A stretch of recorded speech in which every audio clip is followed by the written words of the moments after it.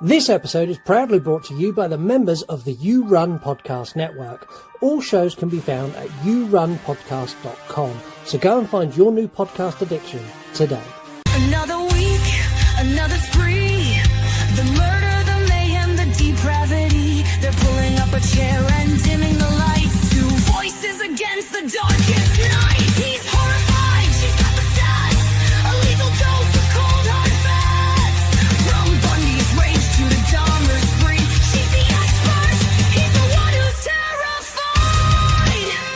It's a true crime conversation, not a Wikipedia page. A deep dive into damnation, the killer's final stage. This ain't no fictional site, it's real life horror taking flight. From twisted motives and broken laws, it's the You Run podcast, bringing the screams and the flaws.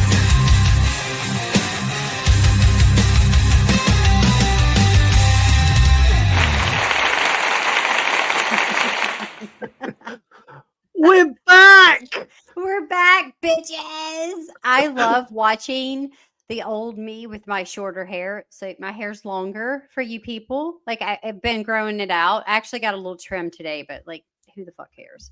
But anyways, it's so funny because watching our intro, I literally am like, I'm giving Eileen Warnos vibes because this is me all day. All day. When I drive, that's me. Like that, she's my spirit animal when I drive because traffic is awful. This was just a rant, but literally, that's what it reminded me of today. Leaving.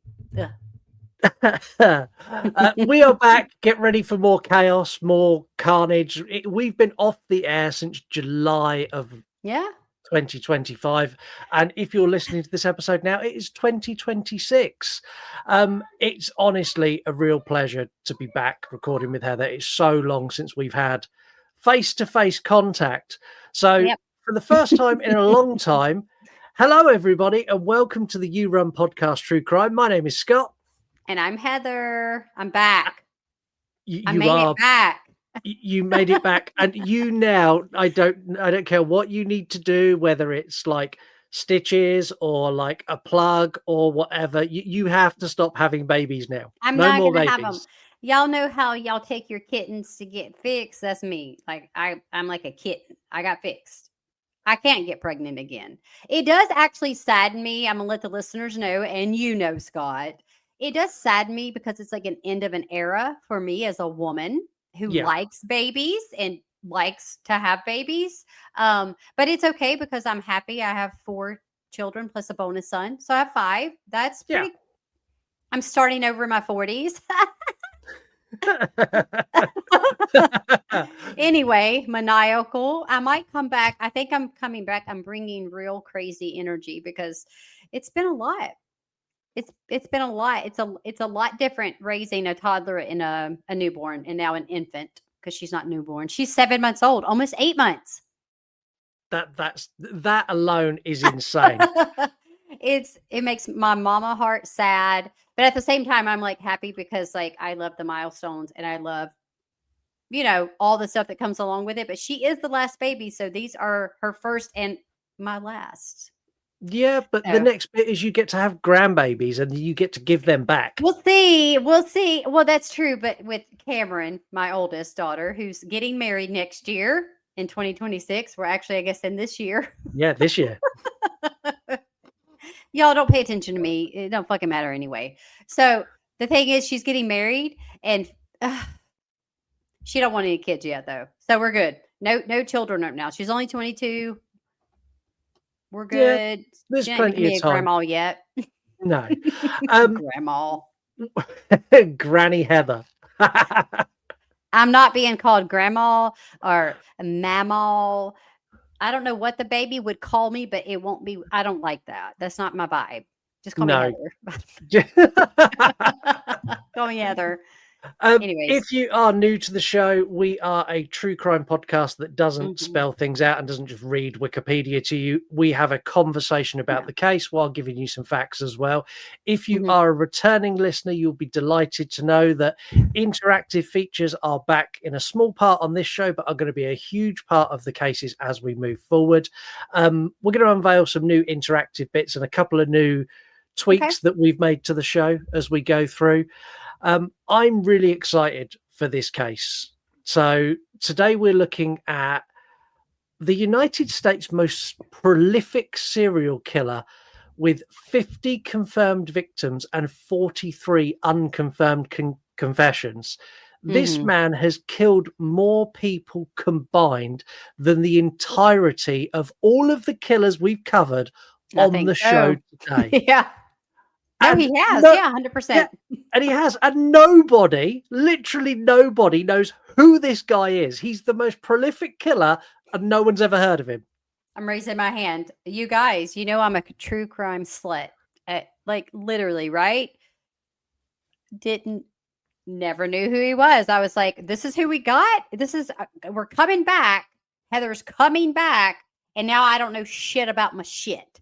I'm like, he's like, the most prolific, but yet super unknown. Yeah, which is wild. Crazy. We're going to be looking at Samuel Little. You'll be used to this point in the show where we give you a video package, but we've got rid of those. So what we're going to do instead is just do this.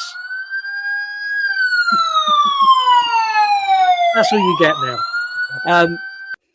We've got rid of the video packages because when I put these on YouTube and other sites, I have some serious issues with copyright. So we're not playing that game anymore. As soon as I picked this case, because this is one that I picked, like it's the first ever that I've gone, I found a case that I want to talk about. This, like, as soon as I started looking at it, this is such a difficult case to talk about because of the way it unfolds. It's not a case of he was killing loads of people and the police were hunting him. Like it's just a really odd way that it's set out. So I'll give you a little bit about Samuel Little, who we're covering today.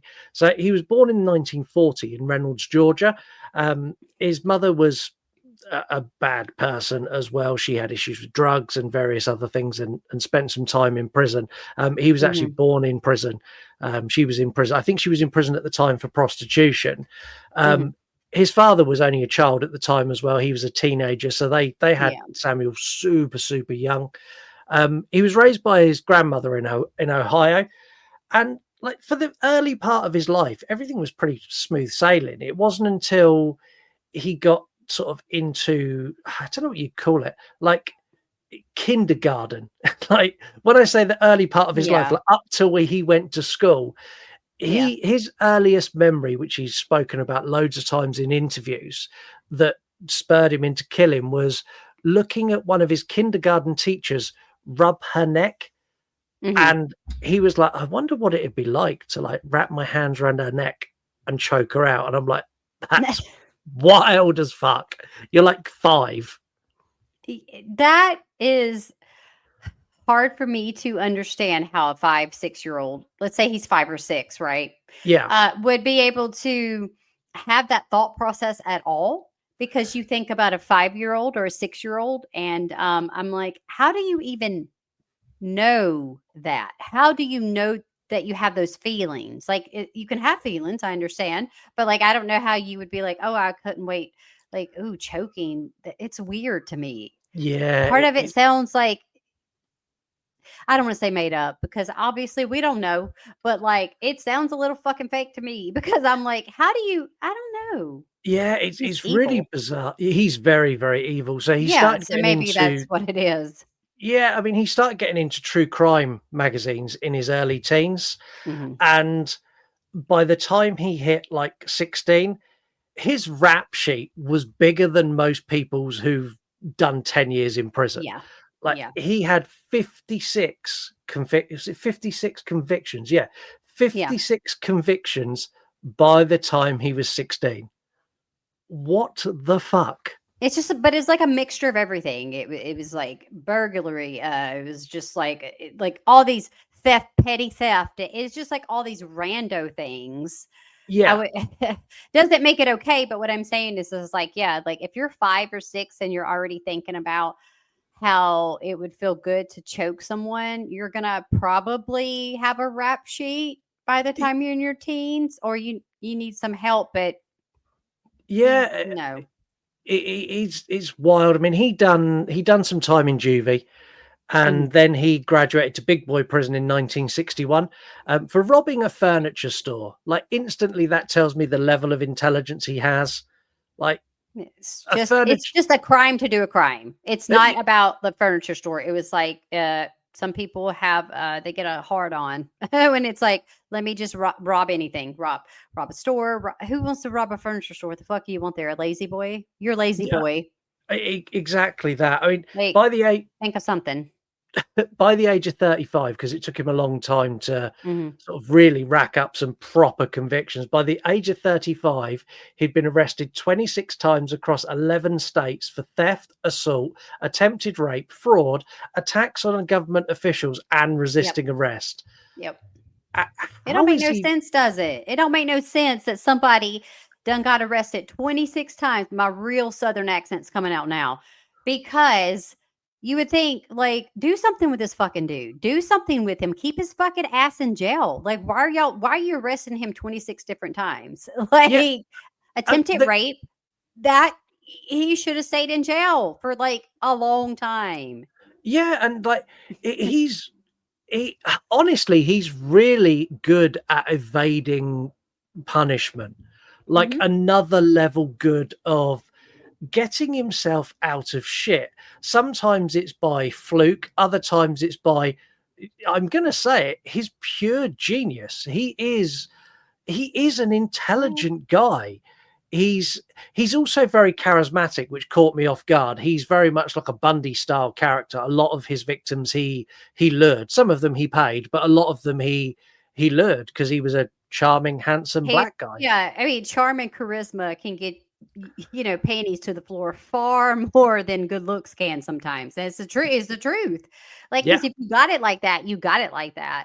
And so I don't know if I would compare him as charming. I get what you're saying. Like, obviously he wasn't quite as charming as Bundy, but like, he had different tactics. The charisma more so than the charm, which are two different things, actually. So some people just got that swag. They just got that thing about them where you're like, I like this person. Maybe not my type, but I like this person. And that's how he got these poor women. He suckered them. He really did. I want to give some examples of times that he avoided prison. So in 1982, he was arrested and faced charges for murder of a 22-year-old Melinda Rose Lepre. So she disappeared a year earlier. A grand jury did not indict him for murder and ended up extraditing him to Florida to face another murder charge for a 26-year-old Patricia Ann Mount. Now, in the trial, the witnesses that they had in Florida were deemed as unreliable, and they weren't very, very consistent. So what happened is he was fully acquitted, not of one, but both murders, because basically the first trial in Mississippi, they passed that up because they thought the case in Florida was stronger. That fell apart, and he walked out in 1984 free, 100% guilty, but not a blemish on his record at all, which is insane. That's just policing in the 80s, bro. That's just like policing in the 60s, 70s, 80s, today. All today. It really is. If you think about it, it is shoddy policing. It is shoddy police work. It is like, why is this person out? And why did you put this other person away that they just had a joint in their pocket? Why are they getting put 1 million years in jail, but this person like raped someone or did something else worse? Yeah, I mean, these are murder charges that he walked away from. And the worst bit is, after he got acquitted, 1 month later, he was arrested for kidnapping, beating, and strangling a 22-year-old Laurie Burroughs. She survived the attack. less than a month later, he was found in a car with another woman that he'd beaten and strangled in the exact same location as Laurie. How long do we think he got in prison for those crimes? He probably got a slap on the wrist, right? 2.5 years for 2 years. For 2 attempted murders, basically. And this was in Georgia, you said? Yeah. This is in the South. Okay. So Yeah. like I live in Louisiana. So like Atlanta, let's say Atlanta is like, it's like 8 hours for me driving. It's not like super far. So it makes sense. It's in the South. See, I always thought the southern states were like really strict. Like they were really like you go to prison Texas forever. is where you actually think I live. Texas. So like they be hanging people. They'd be like, they trying to bring some old school shit back, right? They don't fuck around in there. But a lot of bad stuff happens there, though. I mean, unfortunately, they have lots of bad stuff. But it happens everywhere.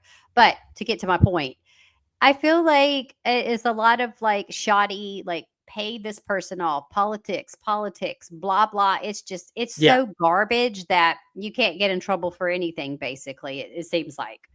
Yeah. There's people walking around here that hurt people.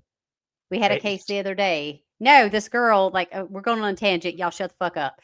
This girl, like, hurt this baby at a daycare that's local to the city I live in. And it's like, not a big deal. Oh, we just terminated her. Wow. I would beat her ass. I was going to say, if she'd hurt my child, I would have terminated her. Yeah. I'm just telling you that it feels like everybody gets a slap on the wrist for doing heinous shit. So, there you go. Yeah. His final arrest came in 2012, and I know we're jumping forward a couple of decades, but okay. At 72, he was found in a Christian homeless shelter in Louisville, Kentucky, and he was extradited to California for narcotics charges. Now, during this process, his DNA was taken, and this is where he was linked to the unsolved murders of Guadalupe Duarte Apodaca, God, that was hard, Audrey Newson Everett, and Carol Linda Alford. Now, this was all part of probably the largest Pandora's box that's ever been opened in US history. So he was tried for these murders in 2014, and with the DNA evidence and a host of witnesses they dug up from around the time who were like, I saw that guy. He was the one who left with my friend. Like, convictions were really easily obtained. The judge pulled no punches and sentenced him to life without parole. Like, you're going to prison forever.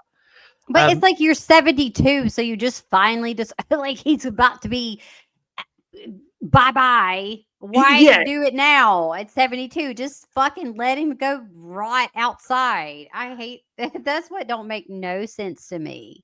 No. And like on a normal case, this would be what we're like, there's the trial, there's the arrest, the end. Thanks very much. It was wonderful. Nice to be back. See you all later. Like this is where the story actually begins. This is the start of the Samuel Little case.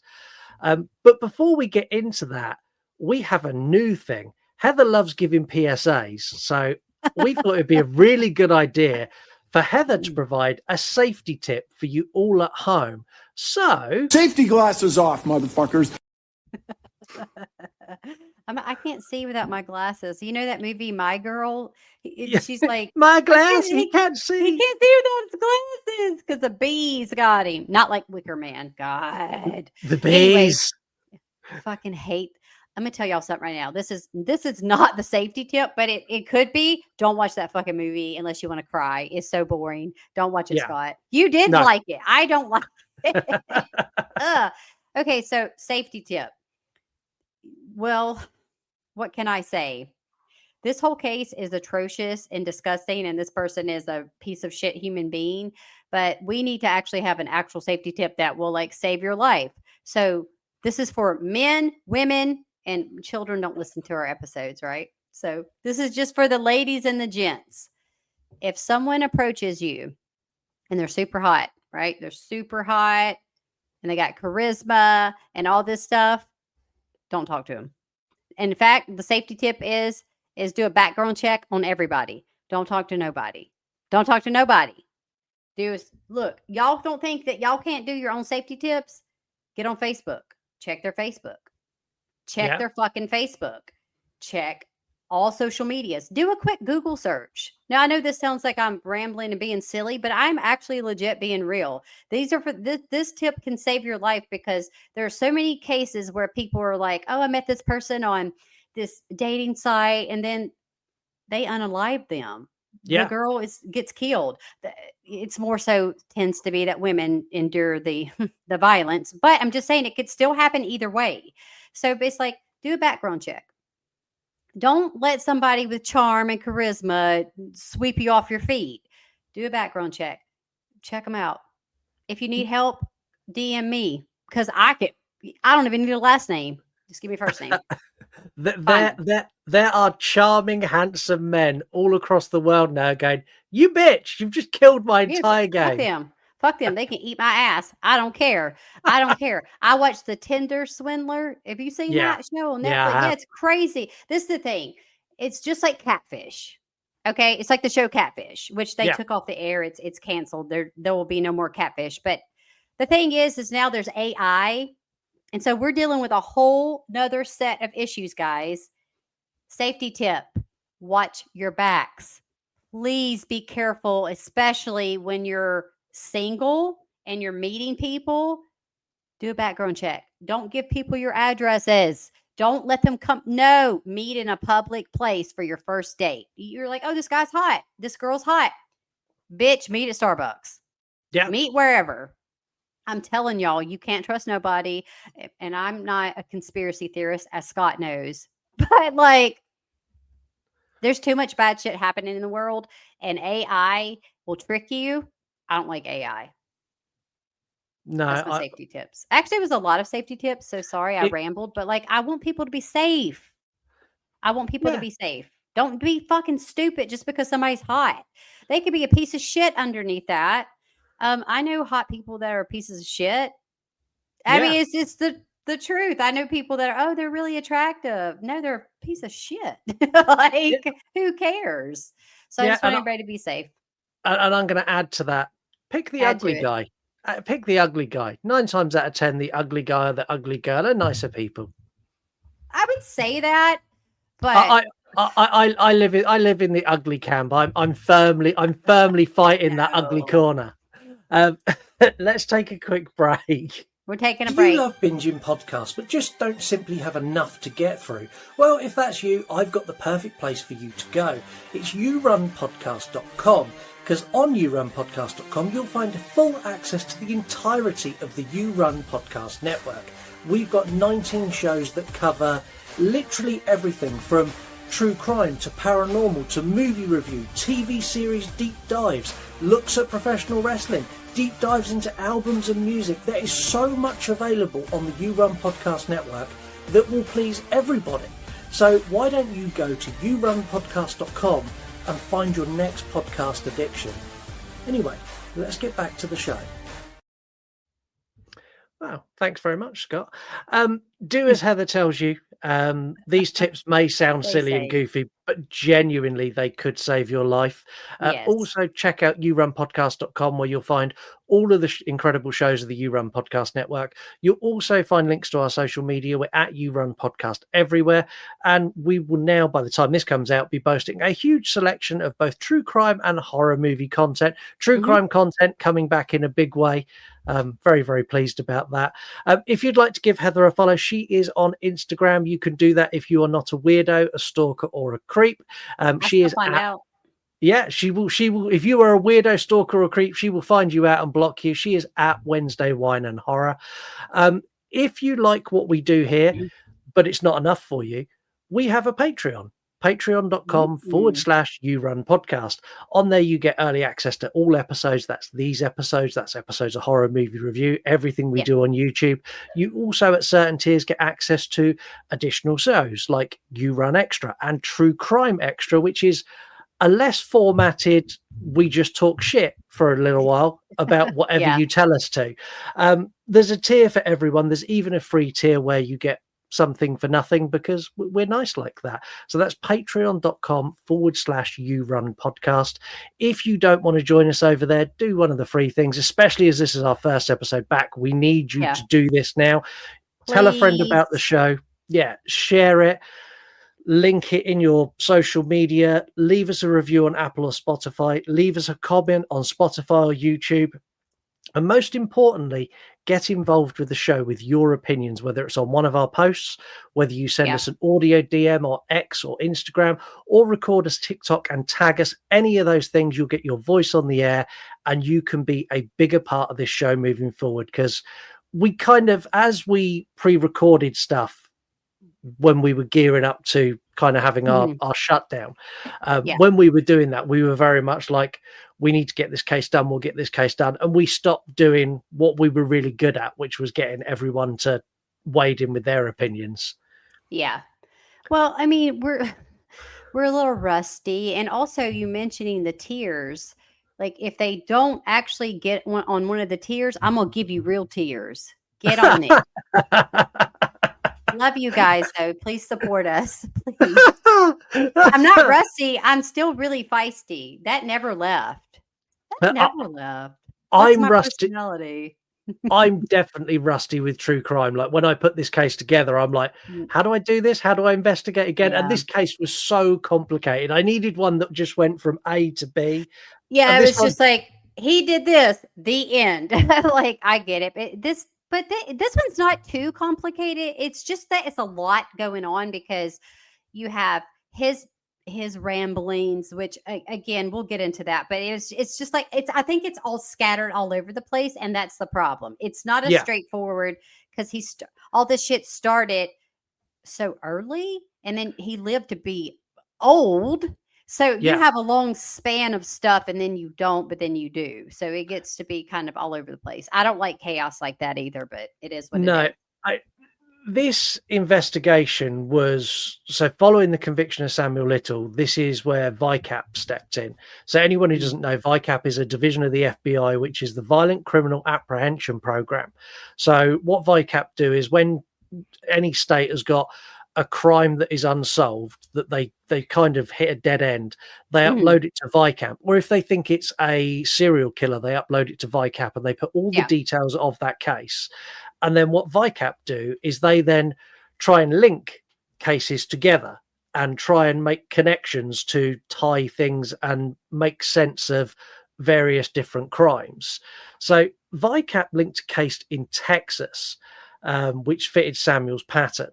And they sent in a Texas Ranger to interview him in prison.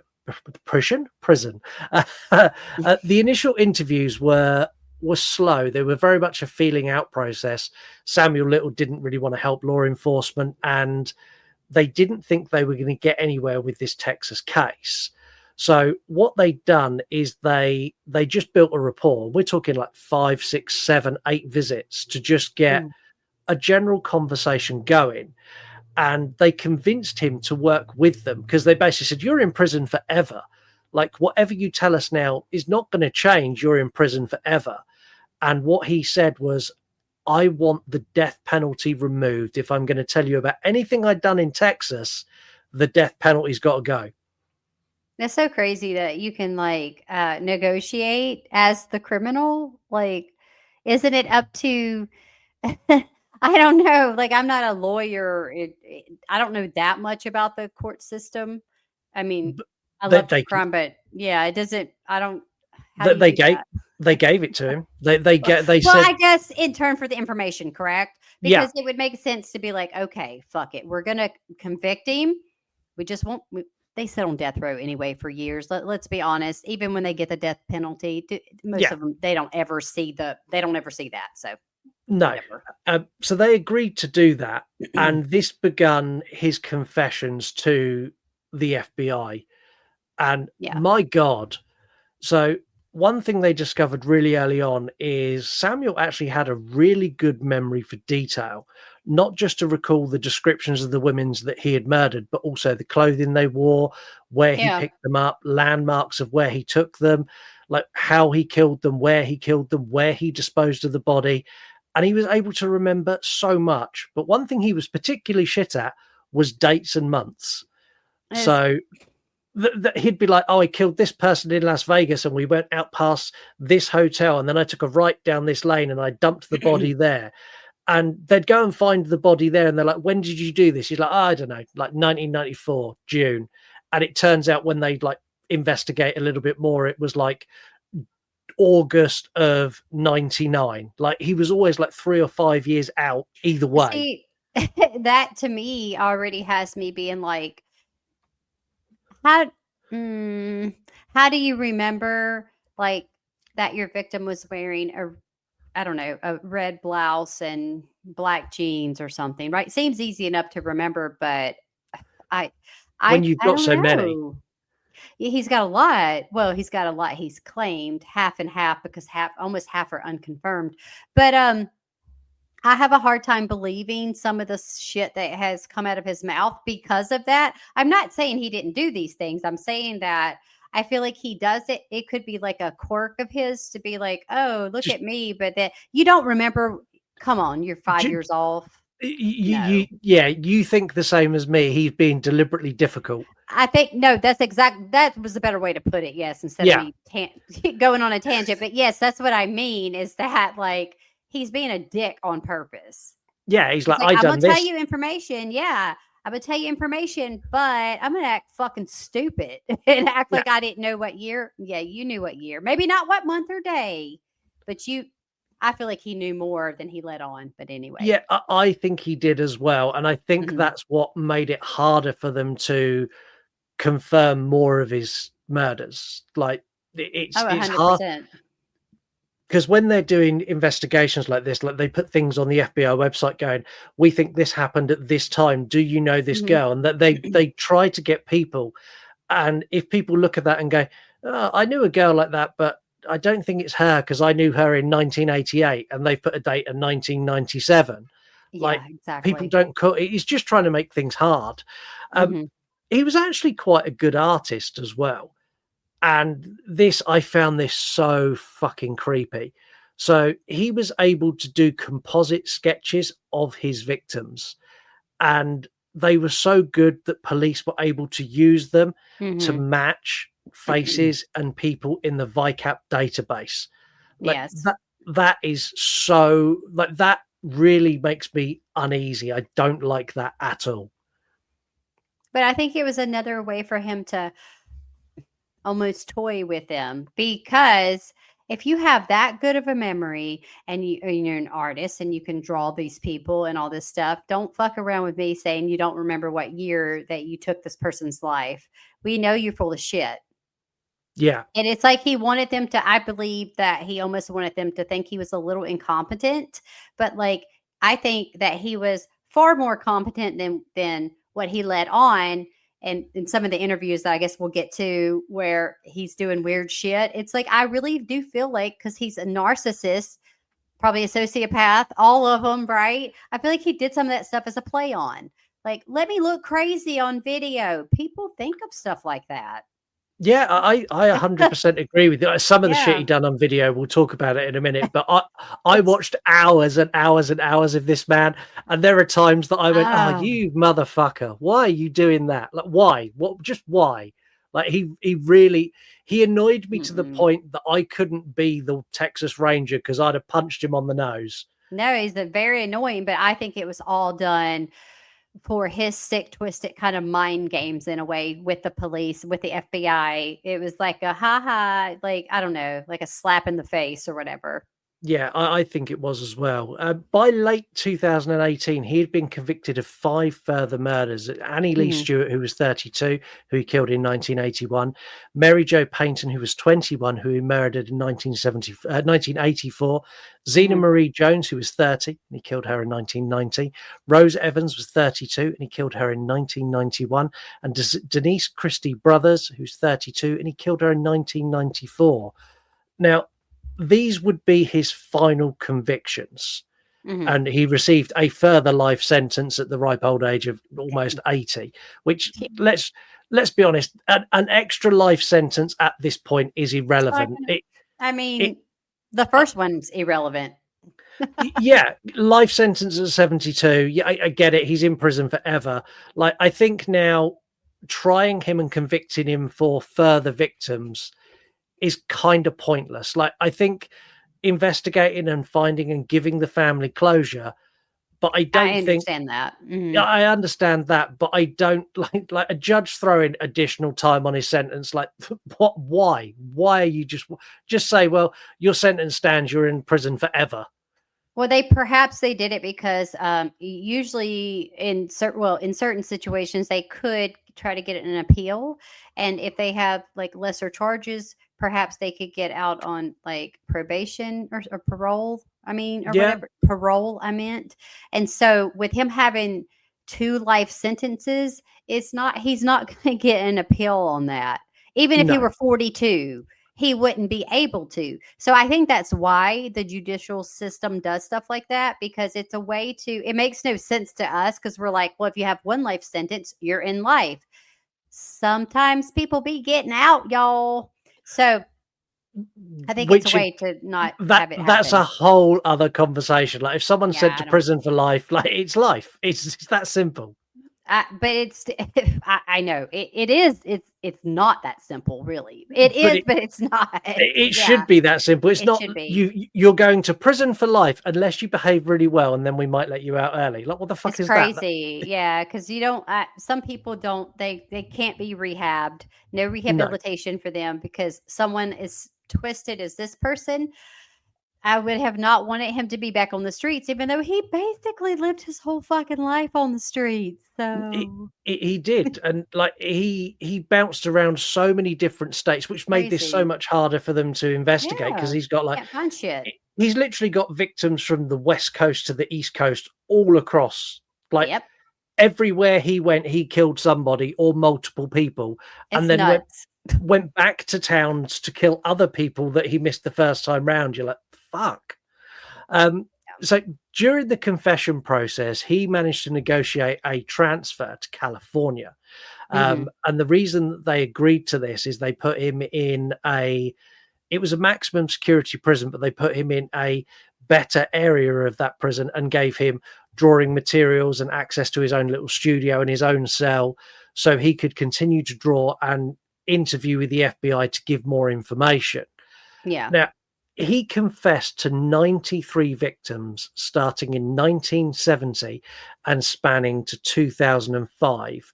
It is believed the FBI believe he could have been active as early as 1960, meaning that the total number of murders could be much higher.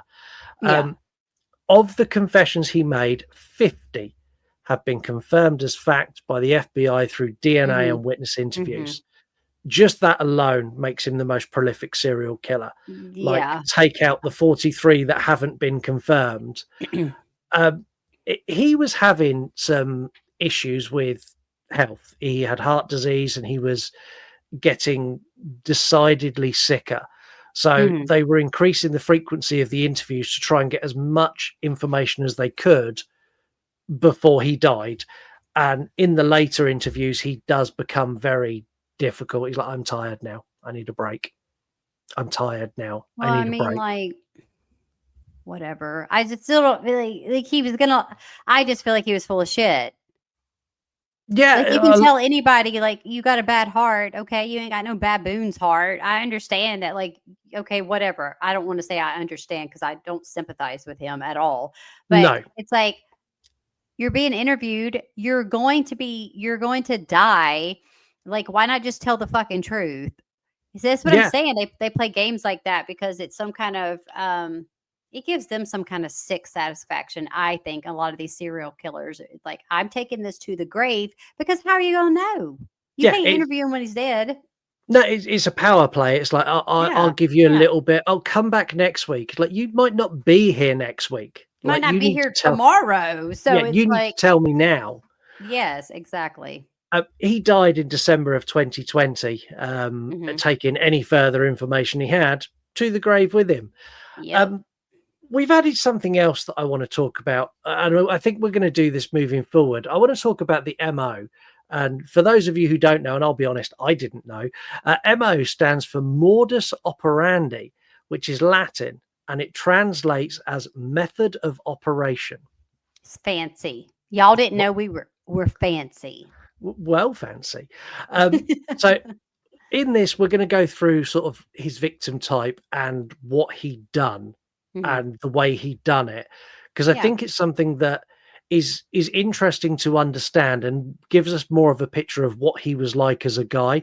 All of his victims were female, which instantly tells me that he was afraid to do this to a man. He didn't want to do this to a guy. Well, I feel like in that case, there probably was a lot of the sexual aspect to it as well. But then again, if you think about it, he was another guy could have killed him or beat his ass.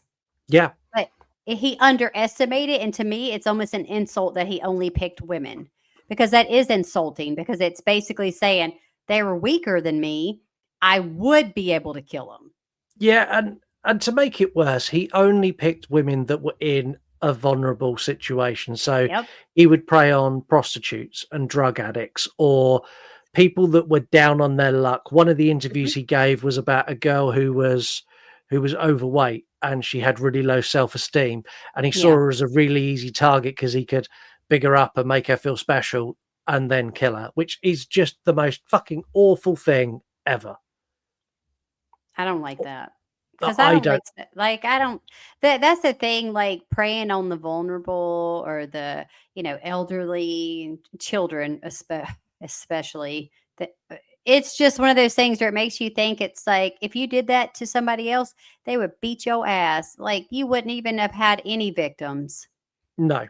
And like all of his victims were strangled except for one, which he drowned. And again, all of this, everything he does is very bare hands. Well, it's very personal. Do you understand that stabbing someone or strangling them, that is a lot of it ties into being like a sexual thrill for them, or it is extremely passionate, personal. Because if you think about it, you have to be so close to someone to strangle them, also to stab them. Now, when someone shoots you, that's different because they could shoot you from wherever. But there is something tied into that gives him that satisfaction, and it's control. Like you can control because you're strangling someone. Yeah, and it's such a horrible way to go as well. And one of the things he says in a lot of his interviews that he owns them. After he's killed them, he owns them. And one of the things he enjoyed the most was watching the life go from their eyes. That's gross. That's spooky. He looked in their eyes as they died, and that is horrific. It also takes a long time to kill someone via strangulation with your hand. Now, if you were strangling them, if he used like a shoelace or like some type of something, it's not as hard theoretically. But like to physically put your hands around someone's neck, it could take up to 5 minutes to cut someone, like to kill them. So they're choking. Yeah, and one of the things he would do quite often is he'd choke them till they passed out and then bring them round and then choke them again. So he was incredibly vindictive and vile. He received sexual gratification from this. He's openly said that. And we're going to talk about some of his FBI interviews. So in one of the interviews, so I was just watching like reams and reams and reams of this. They're on the FBI's own YouTube channel, which was a revelation for me. The FBI have a YouTube channel. But I was watching through the interview tapes, and there's one of them where he turns around to the FBI, the VICAP agent, and he's like, "I'm sorry, I've got an erection." And he's just got a fucking raging hard stiffy. And I'm like, "Oh man, disgusting. You're the worst." And then like 2 minutes later, he sat back round and he's like rubbing himself. And I'm like, oh God, no. Why? I mean, they should have like fucking given him a life sentence for acting fucking stupid like that. Or it's been like interviews over, dude. Like you fucking taser. Keep your tallywhacker to yourself. Tase his tallywhacker. Yeah. Like, what? Like the one thing I find really strange about Samuel Little is he was very organized in his approach. So he would pick a victim. He would work on that victim, whether it was paying for them as a prostitute or talking to them in a bar or chatting them up or whatever, and get them into his car to drive to a secondary location where he would then kill them. But after he'd killed them, all the planning went out the fucking window, and he literally just dumped these girls wherever. Mm-hmm. He's like, one of the confession tapes is like, yeah, I pulled over at the side of a road. There was a bit of a ditch. There was some bushes, but it was actually a ditch. I just kicked her in the ditch. I think he killed for killing's sake, to be honest with you. I don't feel the motivation. It's not like a Dahmer or like a Bundy or like a BTK or a Gacy. To me, those killings almost made more sense as to why they did them. But like with Samuel, I'm just like, I feel like you're just a horrible person. He was a trash, evil, horrible person, disgusting person. And it's almost like he just killed people to kill people. Yeah. I don't know that he necessarily, I might take back a little bit of what I said. Maybe some sexual gratification, and some of it, but I almost feel like it wasn't even that. It was just, I'm going to kill people. I woke up and this is what I'm going to do. Yeah, one of the worst ones I heard. So he was arrested on a drug and drink charge. And at the time he was staying in a camper van in the car park of a mall. So the police come and arrested him. And the mall, who were pressing charges for trespass and other things, dropped the charges because he left a girl in the camper. She had nowhere to go, so she just stayed in the camper. And the owner of the mall wanted her gone. So he called the police, dropped the charges so Samuel Little would come back and pick her up and take her away. And in doing that, he took her away and then killed her. So this lack of following through from the mall owners cost the life of someone else, which is just awful. Yep. One thing I don't understand is he is the most prolific serial killer. He is one of the most violent and evil killers in the way that he kills. And he is not a household name like Bundy or Dahmer or Gein. And why do you think that is? Because I don't know why. I'm going to say that I'm going to say they're basing it more so on prolific for the word is that they're basing it more so on a body count than they are basing it necessarily on the act of how he killed. Because if we're going to talk about Bundy, let's talk about Bundy for a second. Bundy had a specific way of killing as well, but his killings, and not to take away from the fact that these other victims suffered, Bundy still had particular styles. He did particular things. Samuel just literally, he killed all his victims exactly the same way. And he was state to state, moved around. There was no pattern. Like I said, I think he just killed for killing's sake. Dahmer, his was very sexually motivated. He also was, he was gay. So we have to take that into consideration because all his victims were men, which does not happen. No. It's usually the other way around. It's always women. And so we're going on two different spectrums here. You got, Dahmer, who 1000% was trying to have a life partner. He wanted to create like a sex doll of sorts, not really a doll, but like a zombie. Okay. That's why he did what he did. His killings were more gruesome. I mean, he had body parts. He had penises and shit in his house. Yeah. And Ed Gein had a box of vulvas. Y'all, he spray painted his mama's vulva. I ain't never gonna get over that. That I'm talking about. Y'all need a vulva. Put your vulva right there. That's what it looked like, kind of. But it was like, why you got that? And so that's what I'm saying. All these other people are literally motivated by something that makes them feel good. But like Samuel, for me, I feel like that was not really what it was. It was like, I'm just going to kill people because I can. Nobody's caught me. Nobody's looking for these poor women because these women are, like you mentioned, they may be sex workers. They may be drug addicts. They just may have really low self-esteem. But have y'all seen Samuel? No, thank you. When he was younger, he was quite a big, rugged man. As as he was older, like, no, I could see why people would be attracted to him when he was younger. Like in the 70s and the 80s, Well, he yeah, was maybe because that. they all look. That's what they like. That's y'all Yeah. like ugly people in this. Y- They're all ugly. Have you seen them? Yeah. One thing that I think makes this not as popular is the fact that this was never an ongoing investigation, and it No, happened after the fact. So it happened after he was arrested, and he was such an old man. If I'm honest, exactly. I think a lot of true crime cases are driven by the media. If you look Yeah, at yeah. Dahmer or Bundy or Gein, or it's all They're. the nickname, it's the ex Ripper, it's whoever this is, it's this, and it's Mm-hmm. the press that drive this fear into the community that then make the community talk about it, that make it a thing.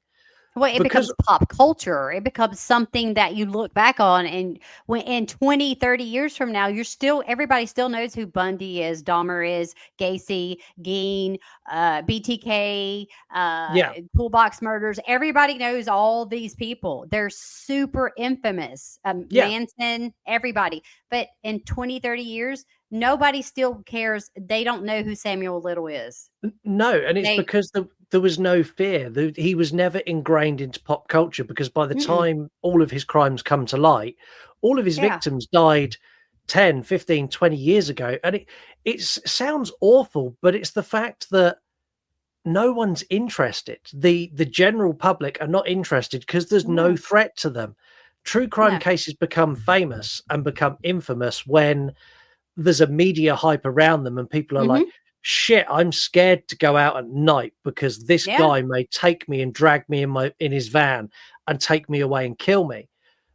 With this, there was none of that. Like, this guy's in prison, yeah, he's killed loads of people, but oh well, let's get on with our lives.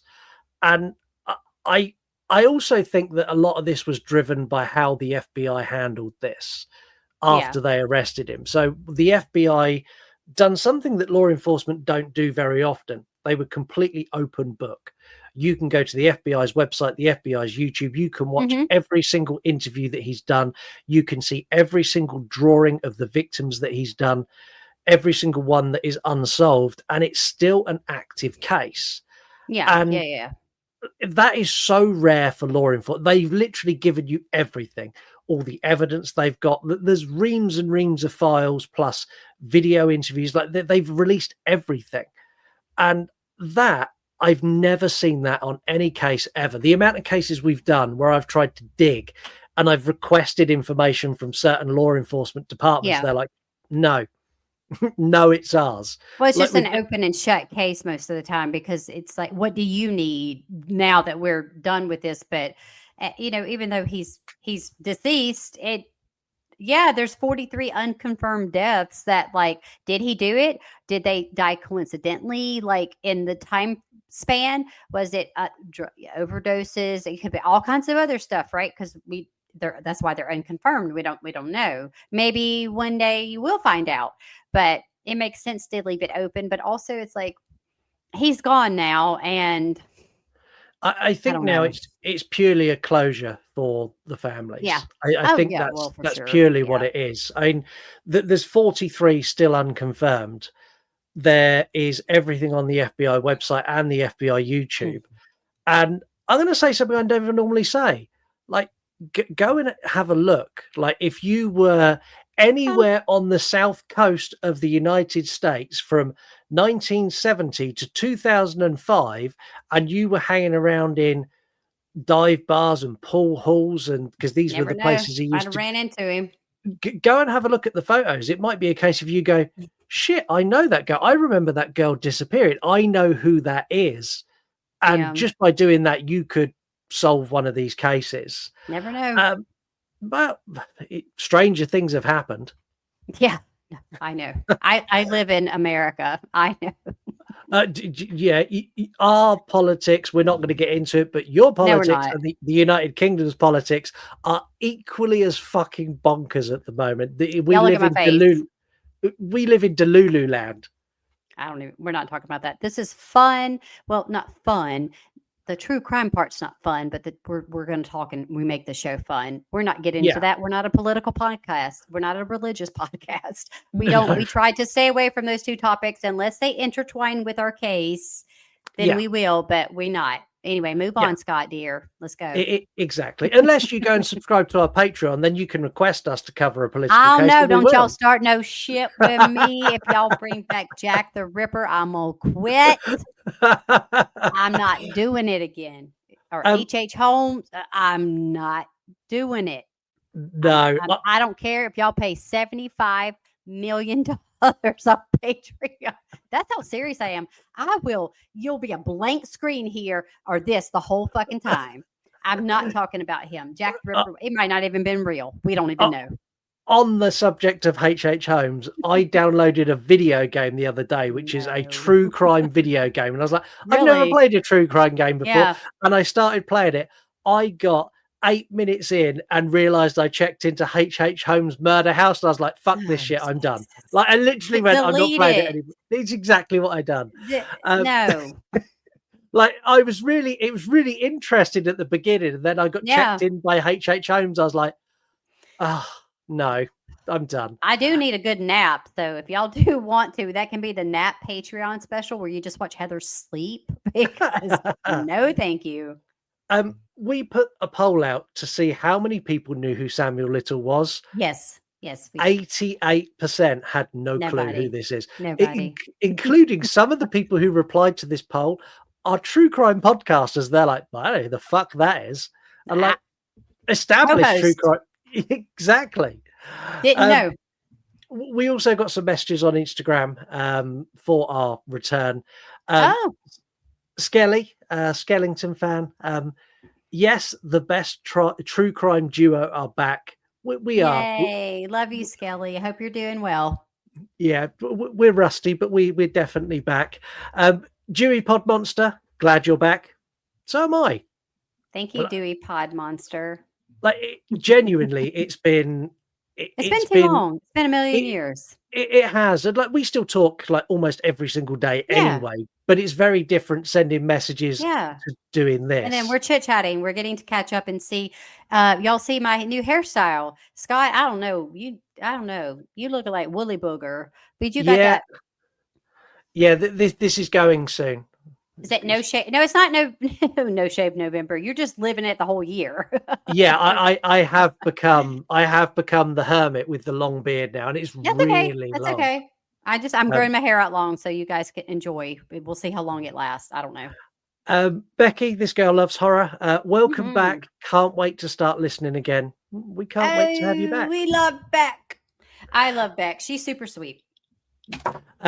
Leprechaun 81, otherwise known as Imitation Dave, simply let's go. Yay. So exciting. Old and nerdy bastard who is one of the hosts of You Gonna Eat That Crust podcast. Yes. Yes. Amazing work as always. I would love to see you do the West Memphis 3. Oh, that one's we'll talk about it later. I mean, if you put it in a poll, we'll do it. It's hardcore. Is it? We're not going to talk about it now. No. So to give me some indication as to how I feel about polling that, how does that stack up against the Toolbox Killers? I mean, you're going to hate it. You're going to fucking hate it. I would say that the Toolbox Murders may be in its own way. It's like a different hate, but you're not going to like it. Just Google it afterward. Like, I'm not saying anything. Just get a quick little Google search and you'll be like, God damn it. Why? Right. I mean, we can cover it because it would be compelling. We're true crime. We need to cover everything, even if it makes us uncomfortable. But you're not going to like it. Okay. Well, maybe that's what we'll do for the next poll. We'll pick loads of cases that I'm not going to like and poll those. Piss your pants. It's like piss your pants time for Scott. I don't know. We're going to do a roundup on this, which is something that we don't normally do here. Normally, we do this when we review horror movies. We give a roundup. But I like doing this for cases. I've realized, like, I feel like Jerry Springer doing like the final thought. I think this is one of the most tragic cases we've discussed. Like the amount of victims that were just disposable to Samuel. Like they weren't They didn't mean anything. They meant nothing to him, and they meant nothing to the press, and they meant nothing to the public. Like, I think it's really, really sad. The VICAP investigation, this is the first time we've come across VICAP when we've done a true crime case. Yeah. They are as impressive as fuck. The shit that they can do and how they tie stuff together, and the fact that they had multiple agents, that their only job in the entire world was to tie cases to Samuel Little. Like, that is really, really cool. And it actually showcases what the FBI are capable of if they feel so inclined to pursue something. Like, they were so in. They had teams working in different parts of the country, interviewing people and tracking shit down. And they had teams going to look at potential dump sites. Like, they really invested in getting all of these solved. And I think that's really, really cool. The law enforcement up until that point is fucking dreadful. The failures by literally every police department across 11 states, the failure by the judiciary system multiple times. Like, his final arrest should have happened 30 years before his final arrest in 2012. He should have been incarcerated for decades, and instead he was out there just killing as many people as he possibly could, which I think that's what I'm saying.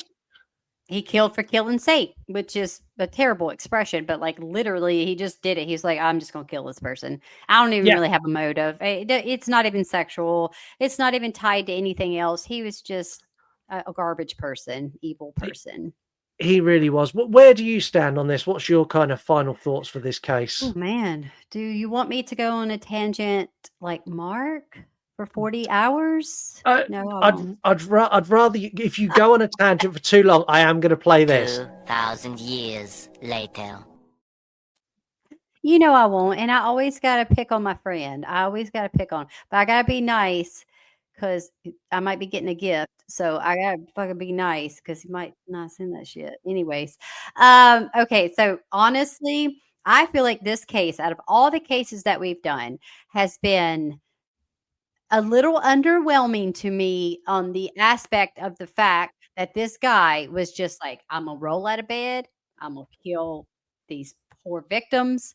And you police did nothing. Like, it was like, how do you get away with that much murder and those many charges, and you literally just really don't ever spend any time in jail? Saying that you have a rap sheet doesn't really constitute you spending a ton of time in jail. I mean, yeah, you went to jail, but you could just be arrested and then like 6 weeks, 8 weeks, a month later, whatever, you get out.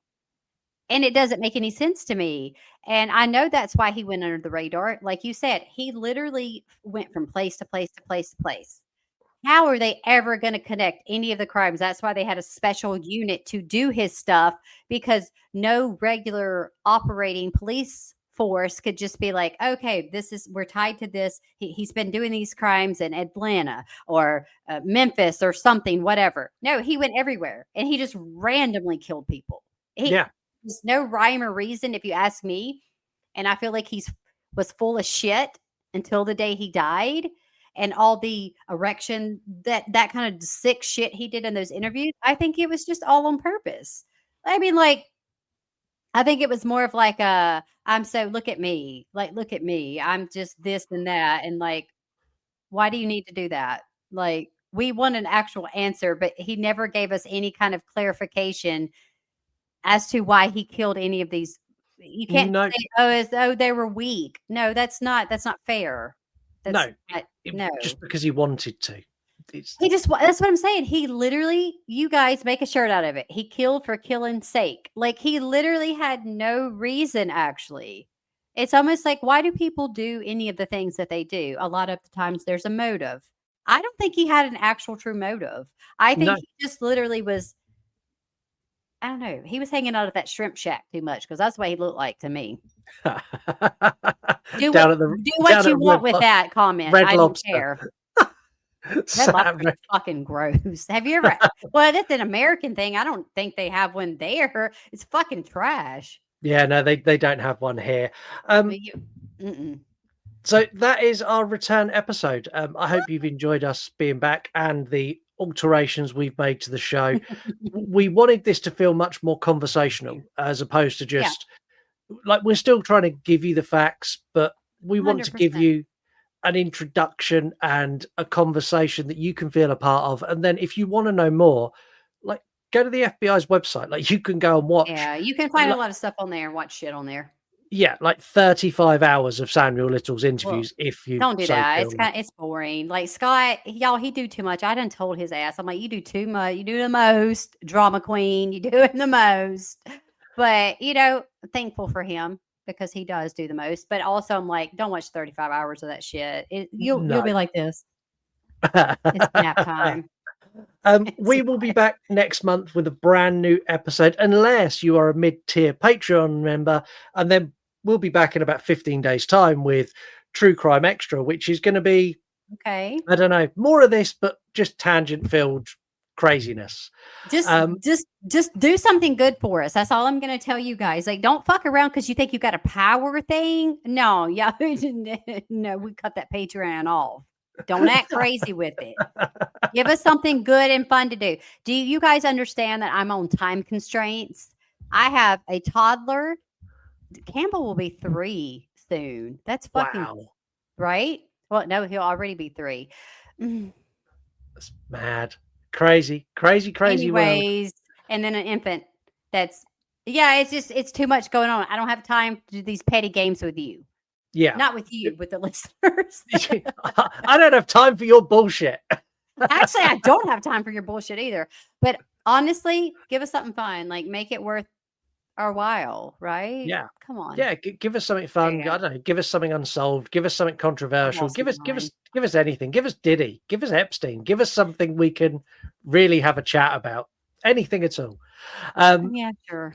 Well, that's it for me. That's it for True Crime. But I'm going to hand over to the Queen for something that we've been deprived of for so many months. My ranting. You send us away in a really great way. Always. Okay, y'all, Scott is just trying to make my head get bigger, and it fits pretty good in the square as it is. But I do want to say, first off, I'm happy to be back. I'm excited. I feel like I did mess up a few times, but it's like, look, I'm not fucking perfect, so don't judge me.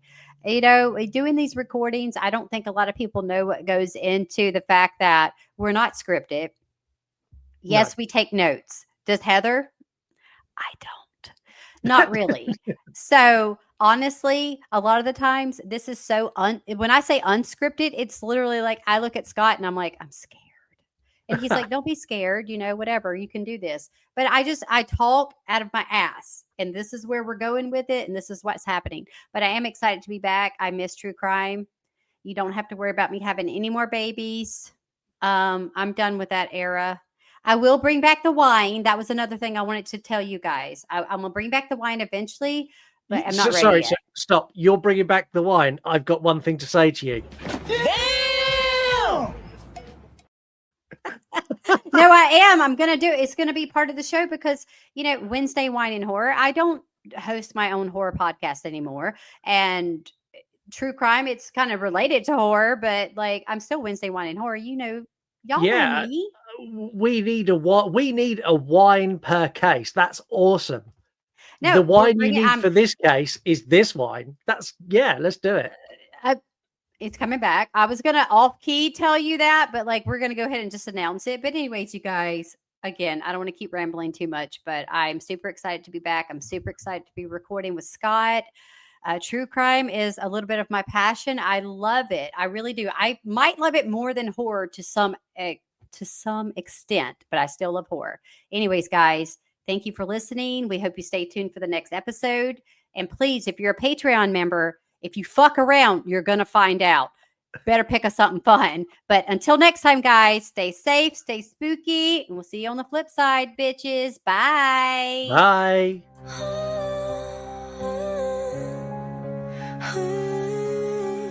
This ain't no fictional fright. It's real life horror taking flight from twisted motives and broken laws. It's the You Run podcast, bringing